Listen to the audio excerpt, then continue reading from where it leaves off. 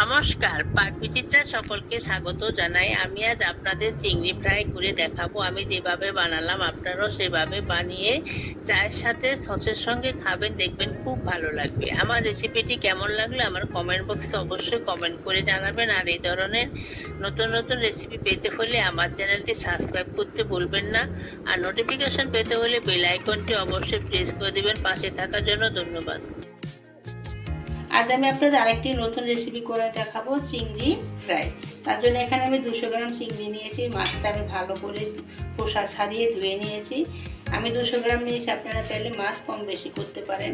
এখানে 5 টেবিল চামচ ময়দা নিয়েছি, রসুন পেস্ট নিয়েছি 1 টেবিল চামচ, চা চামচের 4 ভাগের 1 ভাগ হলুদ গুঁড়ো নিয়েছি, একটা ডিম নিয়েছি, চা চামচের 4 ভাগের 1 ভাগ গোলমরিচ গুঁড়ো নিয়েছি, চা চামচের 4 ভাগের 1 ভাগ কাশ্মীরি লঙ্কা গুঁড়ো নিয়েছি একটু কালারের জন্য, কর্নফ্লাওয়ার নিয়েছি 2 টেবিল চামচ, লাল লঙ্কার গুঁড়ো নিয়েছি একটু ঝালের জন্য চা চামচের হাফ চামচ, নুন নিয়েছি, আদা পেস্ট নিয়েছি চা চামচের হাফ চামচ, ব্রেড ক্রাম্ব বা বিস্কুটের গুঁড়ো নিয়েছি পরিমাণ মতো, নিয়েছি একটা পাতিলেবু 4 ভাগের 1 ভাগ।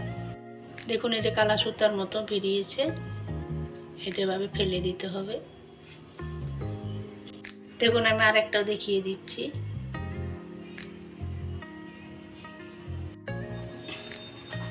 এখন মাছটা আমি ম্যারিনেট করে নিব। তার জন্য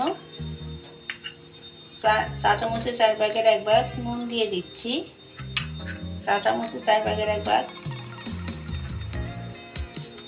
রসুন পেস্ট দিয়ে দিচ্ছি, লেবুর রস দিয়ে দিচ্ছি,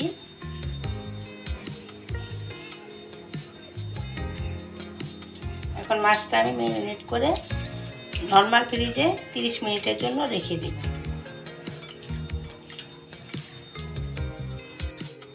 ঢাকা দিয়ে 30 মিনিটের জন্য নরমাল ফ্রিজে রেখে দেব। দেখুন আমার 30 মিনিট হয়ে গেছে। মাছটা এখন আমি সেঁকে নেব, যে অতিরিক্ত জলটা সেটা আমি ভালো করে সেঁকে নিচ্ছি। দেখুন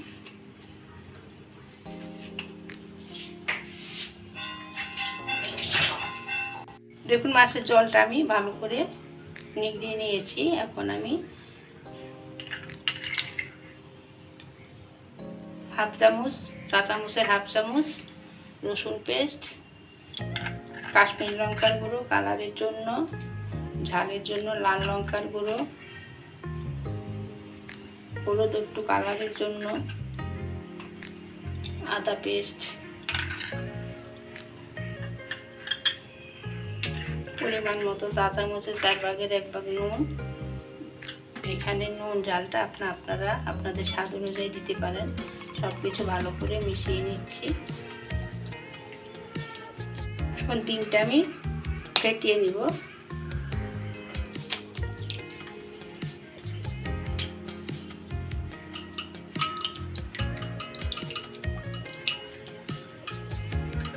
এখন ময়দার মধ্যে আমি কর্নফ্লাওয়ারটা মিশিয়ে দিচ্ছি, গোলমরিচ গুঁড়ো দিয়ে দিচ্ছি,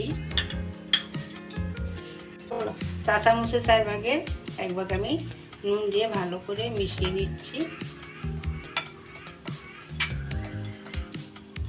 দেখুন আমি এখন মাছটারে কোটিং করে নিব। তার জন্য প্রথমে আমি ময়দার যে কর্নফ্লাওয়ার যে মিশ্রণটা তৈরি করে নিছি সেটার মধ্যে আগে গড়িয়ে নিচ্ছি, তারপর ডিমের গোলা দিয়ে দিচ্ছি, ব্রেড ক্রাম্ব দিয়ে দিচ্ছি। এখন ভালো করে বিস্কুটের গুঁড়া বা ব্রেড ক্রাম্ব ভালো করে আমি মিশিয়ে নিচ্ছি, চেপে চেপে ভালো করে। দেখুন আমার একটা তৈরি হয়ে গেছে। দেখুন আমার চিংড়ি ফ্রাই করার জন্য চিংড়ি মাছগুলি কুটিং করা হয়ে গেছে। এখন আমি ভেজে নেব। আপনারা চাইলে নর্মাল ফ্রিজে 10 থেকে 15 মিনিট রেখে বাঁচতে পারেন। দেখুন এখন আমি মাছগুলো ভেজে নেব। তার জন্য একটি ননস্টিক প্যানে আমি সাদা তেল দিয়ে গরম করে নিয়েছি। এখন এক এক করে মাছগুলো আমি দিয়ে দিচ্ছি। গ্যাসটা আমি মিডিয়ামে রেখে ভেজে নেব।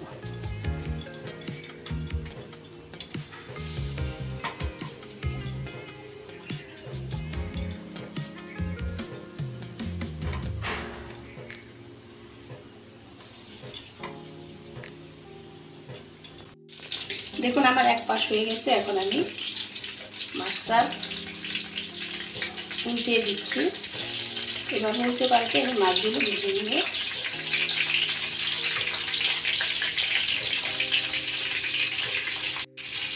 এভাবে আমি সবগুলো ভেজে নেব।